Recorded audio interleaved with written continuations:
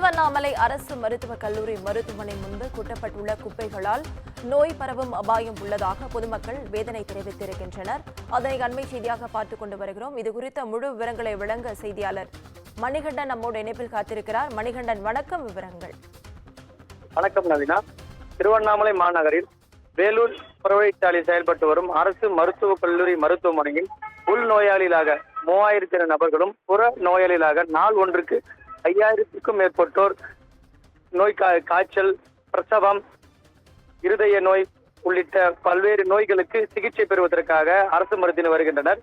இந்நிலையில் மருத்துவமனை முன்பாக கழிவுகள், பிளாஸ்டிக் குப்பைகள், இறைச்சி கழிவுகள் உள்ளிட்டவைகளை மர்ம நபர்கள் மருத்துவமனை முன்பாக கொட்டிச் செல்வதாக, அவ்வழியாக சாலை கடக்கும் போது துர்நாற்றம் வீசுவதாகவும், குறிப்பாக மருத்துவமனையில் வரும் நோயாளிகள் மேலும் நோய் தொற்று அபாயம் ஏற்படுவதாக வேதனை தெரிவிக்கின்றனர்.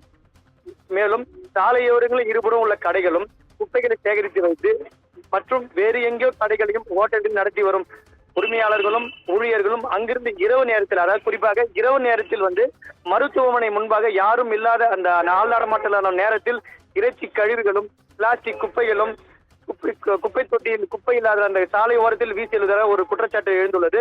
குறிப்பாக இதை உடனடியாக அகற்ற வேண்டும் சமூக ஆர்வலர்கள் கோரிக்கை விடுத்துள்ளனர்.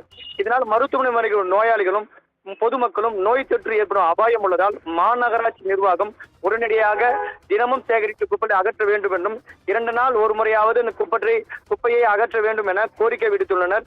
இதனால் மருத்துவமனைக்கு வரும் நோயாளிகளும் நோய்க்காக சிகிச்சை பெறும் மேலும் நோய் அதிகக்கூடிய வாய்ப்பு ஏற்படுவதாக உடனடியாக மாவட்ட நிர்வாகம், மாநகராட்சி நிர்வாகமும் மருத்துவமனை நிர்வாகமும் உடனடியாக அதனை அக்கறை கொண்டு அந்த குப்பைகளை அகற்ற வேண்டும் என கோரிக்கை விடுத்துள்ளனர். நவீனா,